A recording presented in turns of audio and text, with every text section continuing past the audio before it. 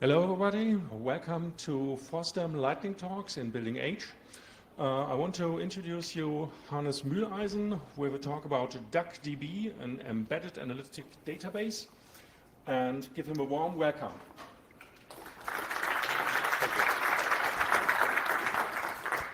Thank you. Welcome, everybody. So a quick introduction.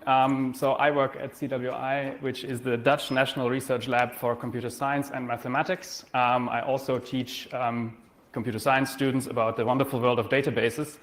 But I have found out that a good way of learning about databases is building them. And therefore, I also do that. And today, I'd like to talk to you about one of these products, and that is DuckDB. Obviously, DuckDB is not my own sort of sole creation, but there's other people involved, most notably Mark Rasfeld, who is not here today.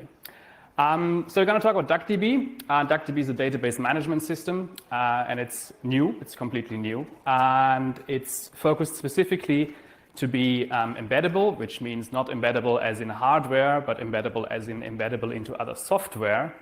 And it's analytical, which means that it's focused on crunching through large amounts of data as opposed to, dealing with transactions like, orders in your online shop. So if you want to do orders in your online shop, go talk to the Postgres people next door.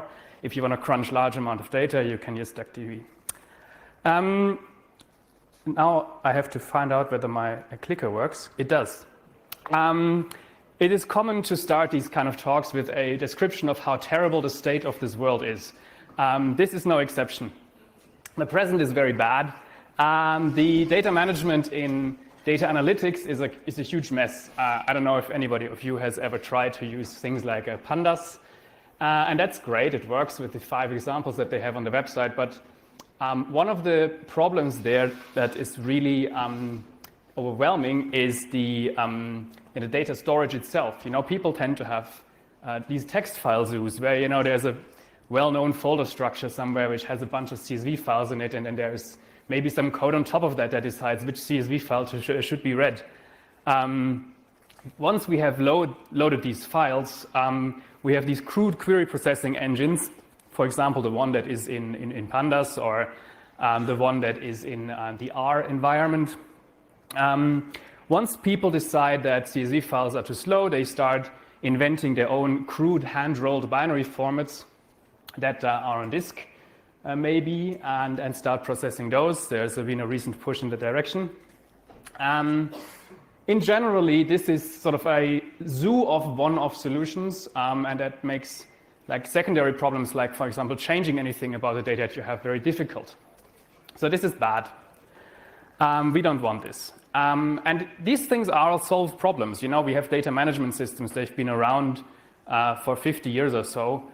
And what we are trying to do with DuckDB is make them usable also for these data analysis tasks that are so common.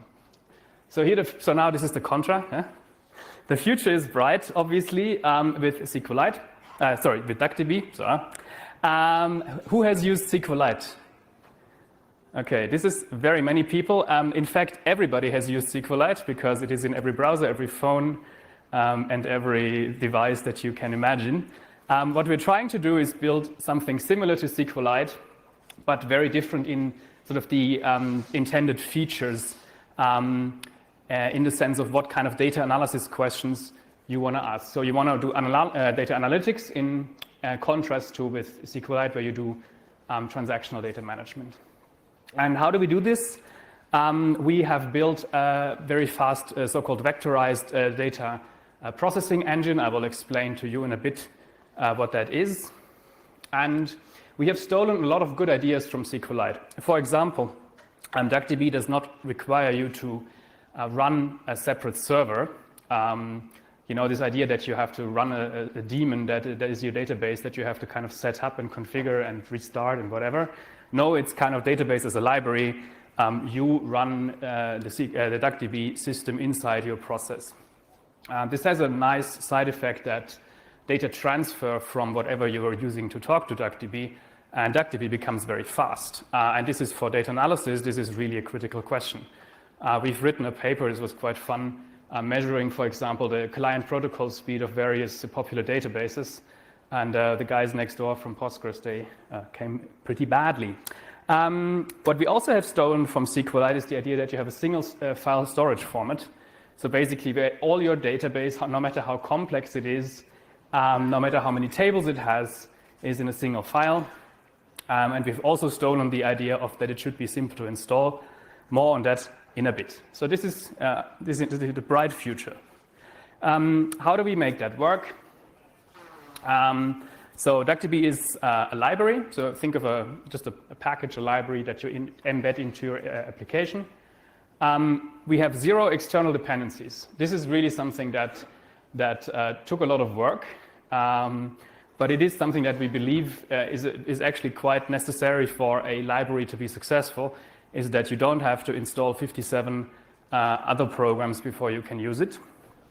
In fact, we have a special way to build DuckDB that results in 2 files, 1 header and 1 implementation.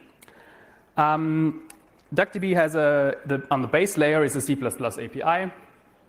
We have full SQL support, so I went through this wonderful job of implementing things like window functions in a database system, which I can tell you are not fun. So you don't have to do it because you can use DuckDB. We also have built a wrapper for the API that SQLite uses. So in principle, what you can do if you have an application that talks to SQLite, you can do some library preload tricks and it will use DuckDB instead. So this is something that we have done to make it easy to switch. We've also learned from previous projects how important it is to integrate with the tools that people are using. In terms of data analysis, people use R and Python. So there are packages for R and Python. I'll show an example in a bit that basically include everything that you need to run DuckDB as well. And just to wrap it up, there's a command line interface. And for the people that want to do say, web stuff, we have a REST server as well. Let's show some examples. So here is an example for Python, which, by the way, was also invented at CWI. So we are kind of obliged to integrate with Python. You say pip install DuckDB. That's very complicated. And then you have it installed. There's no additional software required. All the batteries included. And then you can just use this wonderful Python database API where you connect to a database. In this case, the database is a file. So this would be a file. And then you can run SQL queries, which is a required skill that you have to work with DuckDB. Or maybe not, because in the R world, we have a similar integration where you load up the database, you connect to your database file. And the R people have invented this wonderful dplyr system of actually programmatically expressing queries, which is quite nice. And finally, the C++ API I wanted to show you for the people that are more in C land is really just that. This is the actual fully functioning minimum integration of DuckDB into C++, where again, you specify which file you want your database to be stored in, and then you can merely run SQL queries. So that's the outside view, right? So it's not very exciting. I realize this. I mean, not many people get excited about databases. I'm one of the few.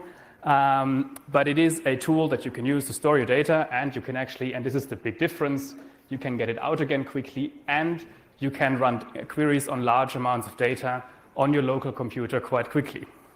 Now, how do we do this? Let me talk briefly about some internals.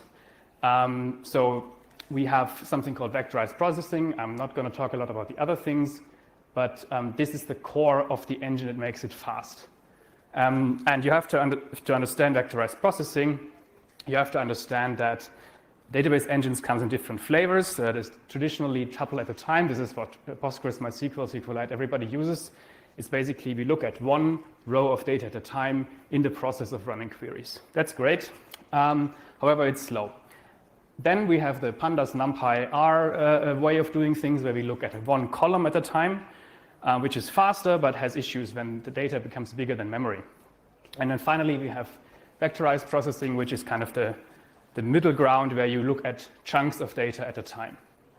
And this is a very nice thing because that means that the data that we look at in the query fits into the higher in the CPU cache hierarchy. So here on the right, you see a short overview over the CPU caches, and basically what we're trying to do with DuckDB is keep the data that is being worked on up here in these very fast L1 and L2 caches, and actually avoid going into main memory for performance reasons.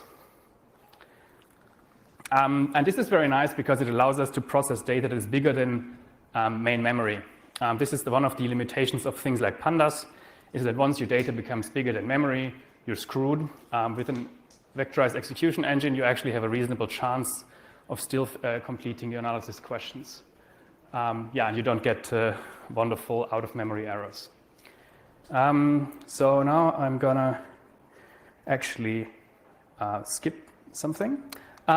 So you would ask, okay, so why should I do vectorization? It's great that Hannes is excited about it, but what kind of difference does it make? And this is like a very, very crude benchmark. We run like a standard benchmark TPCH on different systems, and this is based on an old version. We have gotten faster in the meantime, but basically, if you look on the bottom there, you can see the time it takes to complete these benchmark queries between the different systems.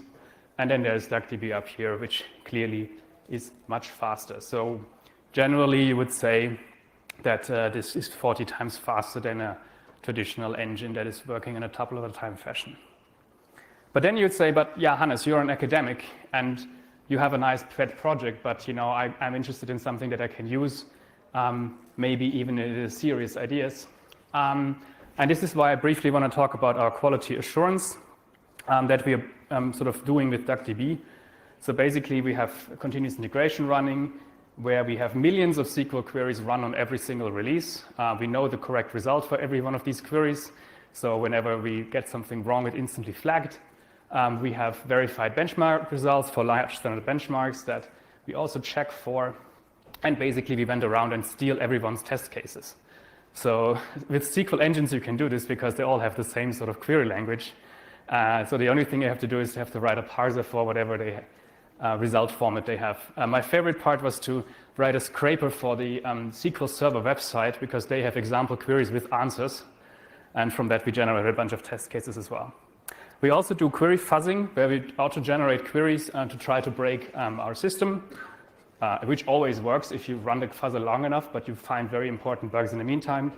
And we also have something that we call continuous benchmarking, where every release is subjected to benchmarking, and we can flag performance regressions quickly. So DuckDB is free and open source under the MIT license. We are currently in pre-release, so which means that you can't yell at us if we change APIs internally, but it is fully functional. You can use this to run queries to store data. It is all there. We have a website. There's a GitHub page where you can go file a pull request if you want. We are very interested in hearing feedback, and if DuckDB doesn't do something that you wanted to do, then please tell us. If you're even more database inclined, then you can send us a pull request with new features, bug fixes, whatever. We have a long list of issues in the issue tracker that have tagged with help wanted or good first issue, so these are good places to start. And with that, I'm happy to take questions. Thank you.